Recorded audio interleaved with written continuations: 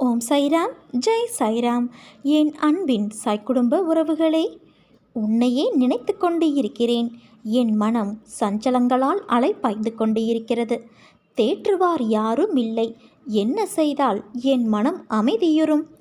யார் எனக்கு உண்மையான தீர்வு தர முடியும்? எப்போது நான் நிம்மதியாக இருக்கப் போகிறேன்? இருந்து தினம் தினம் அனுபவிக்க வேண்டியிருக்கிறது. நான் பிறக்காமலேயே இருந்திருக்கலாம், அல்லது பிறந்தவுடனே இறந்திருக்கலாம். இப்படி நீ புலம்புபவராக இருந்தால் உனக்கு தீர்வு தரக்கூடிய ஒரு சாதுவை நான் உனக்கு அறிமுகப்படுத்துகிறேன். அவரிடம் சென்றால் நிச்சயமாக உனக்கு ஒரு தீர்வு கிடைக்கும். அவரை அடையாளம் கண்டு அவரிடம் போ. அவரை பார்த்தவுடன், அவரது தரிசனம் பெற்றவுடன் அலைப்பாய்கின்ற மனம் அமைதியடைந்துவிடும்.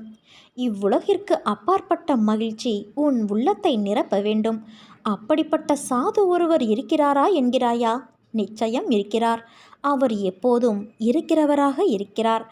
எவரை கோபம் தொட்டது இல்லையோ, எவரிடத்தில் துவேஷம் புக முடியாதோ, எவர் வயிறு நிரம்புவதை பற்றி கவலைப்படுவது இல்லையோ, அவரே உண்மையான சாது.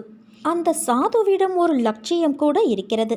அது எல்லோரிடத்திலும் சுயநலமில்லாத அன்பு செலுத்துவது. எல்லோரிடத்திலும் சுயநலமில்லாத அன்பு என்பதே ஒரு சாதுவின் உன்னதமான வாழ்க்கையின் லட்சியம்.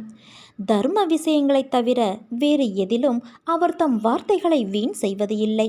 இந்த இலக்கணங்களை தன்னகத்தே கொண்ட சமர்த்த சத்குருவான சீரடி சாய்பாபாவே அந்த சாது. உன்னையும் உன் குடும்பத்தையும் நிச்சயம் நான் செம்மைப்படுத்தி உயர்த்துவேன். நீ நம்பிக்கையோடு இரு. ஆனால் ஒன்றை புரிந்து கொள் குழந்தையே, எதை விதைக்கிறாயோ அது முளைக்கும். எதை மற்றவர்களுக்கு செய்கிறாயோ அதுவே நமக்கு திரும்ப வரும்.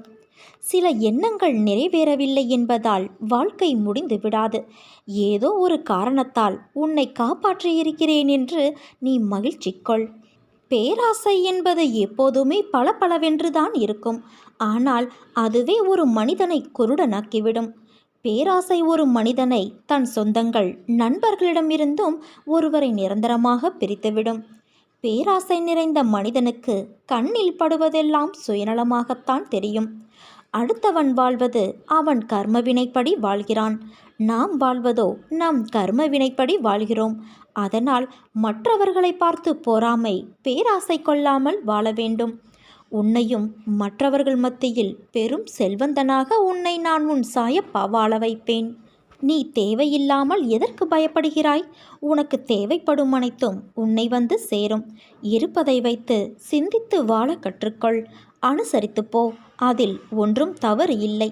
நாளை உனது தலைமுறை செம்மையாகும் குழந்தையே. நீ நம்பிக்கையோடு இருந்தால் நல்லதே நடக்கும். சாயிருக்க பயமேன்.